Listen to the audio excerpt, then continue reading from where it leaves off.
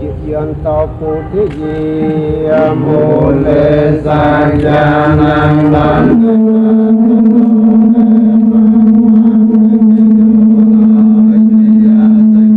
มังคะเล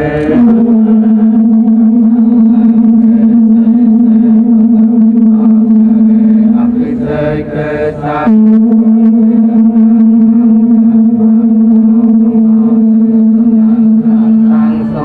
กัลลังสัพเพตังสอดเทตังสัพเพนาสมาอกตายสยักสังพระมจาริสุภเทนังกายกรรมังเวียจาสัมมังปัจจเทนังปัจจเทนังมโนกรรมังปัจติเตปัจจเทนาปัจจเทนานิกัปปานลพันตเตปัจจเทเน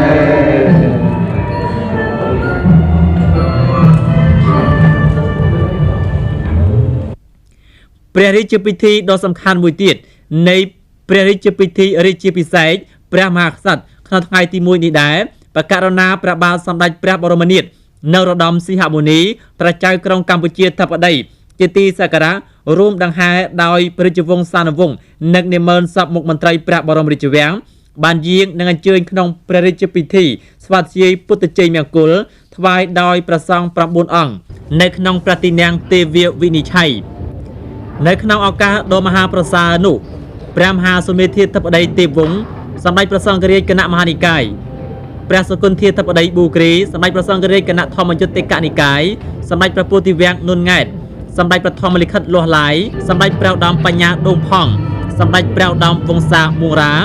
សម្ដេចព្រះឧត្តមចរិយាអំលំហេងនិងព្រះរាជគណៈនៃគណៈធម្មយុត្តិកនិកាយ2អង្គទៀតសរុបមាន9អង្គបានស្វាធ្យាយជាយន្តោពុទ្ធជ័យមង្គលថ្វាយព្រះពរសព្វតុកាដ៏បវរមហាប្រសើរតាមព្រះបារមីធម៌ដ៏ត្រជាក់ត្រជុំនិងមានអនុភាពដ៏ស័ក្តិសិទ្ធិខ្ពង់ខ្ពស់របស់ព្រះសម្មាសម្ពុទ្ធព្រះបរមគ្រូនៃយើងថ្វាយបកករណាព្រះបាទសម្ដេចព្រះបរមនាថនរោត្តមសីហមុនីព្រះចៅក្រុងកម្ពុជាធិបតីជាទីសក្ការៈសូមព្រះអង្គបានប្រកបនៅសិរីសួស្តីជ័យមង្គលនិងពុទ្ធពរទាំង5ប្រការគឺអាយុវណ្ណៈសុខៈពលៈនិងបដិភិនៈកុំបីឃ្លៀងឃ្លាតឡើយដើម្បីព្រះអង្គបានគង់ប្រថាប់ក្នុងព្រះបរមសារីរិកសម្បត្តិដែលជាមលុបដ៏ត្រជាក់ដល់សន្តិភាពការឯកភាពជាតិនិងភាពសុខដុមរមនារបស់ព្រះរាជាណាចក្រកម្ពុជានិងប្រជារាស្ត្រជាកូនចៅចៅទូតរបស់ព្រះអង្គ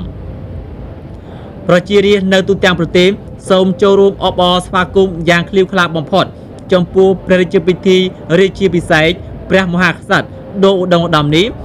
ដែលបប្រតិបត្តិទៅតាមព្រះរាជបវេណីដ៏រុងរឿងរបស់ព្រះមហាក្សត្រខ្មែរហើយកូនចៅចៅទួតសូមថ្វាយព្រះសព្វតុកាពរថ្វាយបកករណាព្រះបាទសម្ដេចព្រះបរមនាថនរោត្តមសីហមុនីព្រះមហាក្សត្រនៃព្រះរាជាណាចក្រកម្ពុជា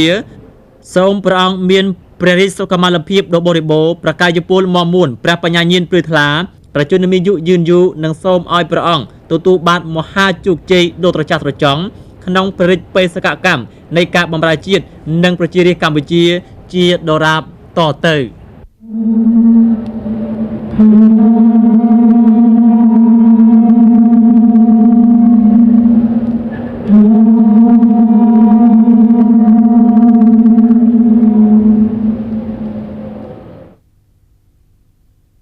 ជាពិសេសនៅតាមបណ្ដាខេត្តក្រុងនានាដូចជានៅខេត្ត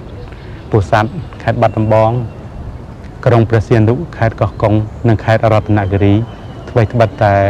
ប្រជាពលរដ្ឋយើងនៅខេត្តរតនគិរីនិងខេត្តមណ្ឌលគិរីដែលជាខេត្តនៅឆ្ងាយពីព្រះរាជាណាចក្រកម្ពុជាពីទីក្រុងភ្នំពេញយ៉ាងណាក៏ដោយក៏តាមរយៈការផ្សាយបន្តផ្ទាល់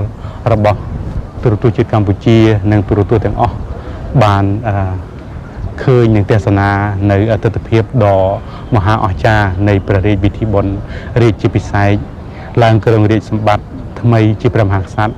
របស់ព្រះករុណាព្រះបាទសម្ដេចព្រះបរមនាថនរោត្តមសីហមុនីលោកស្រីអ្នកនាងកញ្ញាជាទីមេត្រីនៅឯប្រាសាទខេមរិនដែលព្រះករុណាព្រះមហាក្សត្រថ្មីគង់ស្នាក់នៅគឺកំពុងតែរៀបចំពិធីវន្ទនកិច្ចដើម្បីយាងព្រះករុណាព្រះបាទសម្ដេចព្រះបរមនាថនរោត្តមសីហមុនីព្រះមហាក្សត្រនៃព្រះរាជាណាចក្រកម្ពុជា ដែលយើងចេញពីព្រះទីន័ងប្រាសាទខេមរិនចាក់ចេញឆ្ពោះមកកាន់មហាបុស្បុកដែលជាកន្លែងប្រពៃពិធីដែលមានលក្ខណៈប្រពៃណីដ៏ល្អផូរផង់ជាមួយនឹងតន្ត្រីពិណពាទ្យរបស់ខ្មែរយើងដែលបានកសាងតាំងពីបុរាណកាលមកយើងឃើញថាញ៉ាំងឲ្យពិធីនៃព្រះរាជពិធីរាជាពិសេសឡើងគ្រងរាជសម្បត្តិរបស់ព្រះករុណាព្រះបាទសម្ដេចព្រះបរមនាថនរោត្តមសីហមុនីព្រះមហាក្សត្រនៃព្រះរាជាណាចក្រកម្ពុជានៅក្នុងទីវាសួស្តីមហាវិជ័យសិរីមង្គលនៅពេលនេះកាន់តែប្រសើរឡើងថែមទៀតនៅពេលនេះគឺព្រះមហាក្សត្រថ្មី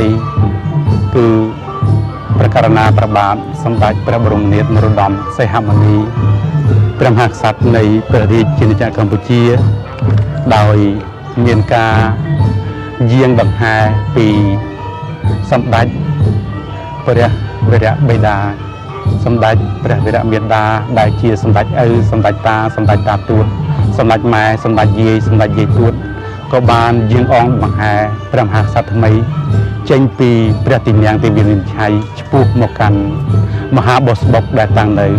ពីមុខប្រាសាទព្រះវិហារសួរ